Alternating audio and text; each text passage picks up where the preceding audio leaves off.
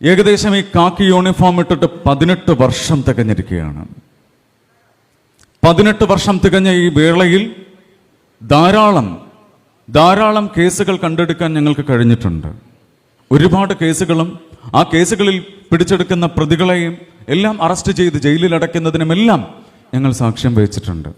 പക്ഷെ അന്നൊന്നുമില്ലാത്ത ഒരു വലിയ സങ്കടകരമായ ഒരു സാഹചര്യത്തിൽ തന്നെയാണ് ഞങ്ങൾ ഇന്ന് നിൽക്കുന്നത്. ഇവരെല്ലാവരും പറഞ്ഞിട്ടുണ്ട് അതിൻ്റെ പ്രാധാന്യം.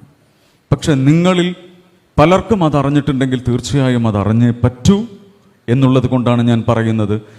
ഇന്ന് നമ്മുടെ കേരളം അല്ലെങ്കിൽ ഇന്ത്യ അനുഭവിച്ചു കൊണ്ടിരിക്കുന്ന ഏറ്റവും വലിയ ഒരു തീവ്രവാദം എന്ന് തന്നെ എനിക്ക് വിശേഷിപ്പിക്കേണ്ടി വരും ഈ ഡ്രഗ് മാഫിയയുടെ വിളയാട്ടം.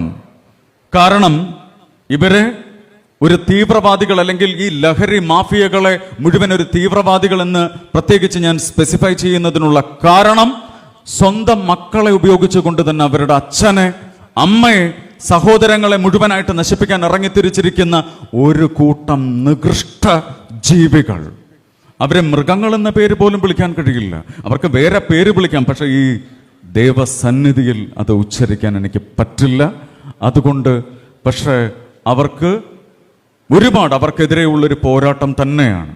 എന്തെന്ന് വെച്ചാൽ ഏകദേശം 5 വർഷം മുൻപ് വരെ ഞങ്ങൾ പിടിച്ചിരുന്ന ലഹരിയുടെ കേസിലെ പ്രതികളുടെ പ്രായം എന്ന് പറയുന്നത് ഏകദേശം 30 വയസ്സിനും 35 വയസ്സിനും ഇടയിലായിരുന്നു എങ്കിൽ ഇപ്പോൾ ഈ കൊറോണയ്ക്ക് ശേഷം, ഈ കോവിഡിന് ശേഷം ഞങ്ങൾ പിടിച്ചുകൊണ്ടിരിക്കുന്ന കേസിലെ പ്രതികളുടെ പ്രായം തന്നെയാണ് ഇന്ന് ഓരോ പ്രദേശങ്ങളിലും, ഓരോ ജില്ലകളിലും, ഓരോ കുടുംബത്തിലും, റെസിഡൻഷ്യൽ അസോസിയേഷൻസിലും ഞാൻ ചെന്ന് ഇതിനെതിരെ പറയുമ്പോഴും എൻ്റെ ഡിപ്പാർട്ട്മെന്റ് മുഴുവനായി ഇതിനെ വരുമ്പോഴും ഞാൻ മനസ്സിലാക്കുന്ന ഒരു കാര്യം, ഈ കോവിഡിന് ശേഷം ഞങ്ങൾ പിടിച്ചുകൊണ്ടിരിക്കുന്ന കേസിലെ പ്രതികളുടെ പ്രായം ഡിസ്ട്രിക്ട് ക്രൈം റെക്കോർഡ് ബ്യൂറോ ജില്ലയുടെ കുറ്റ വിവരണ റിപ്പോർട്ടിന്റെ ആ പശ്ചാത്തലത്തിൽ ഈ കോവിഡിന് ശേഷം പിടിച്ചുകൊണ്ടിരിക്കുന്ന പ്രതികളുടെ പ്രായം 21 വയസ്സിൽ കൂടുന്നില്ല എന്നുള്ളതാണ്.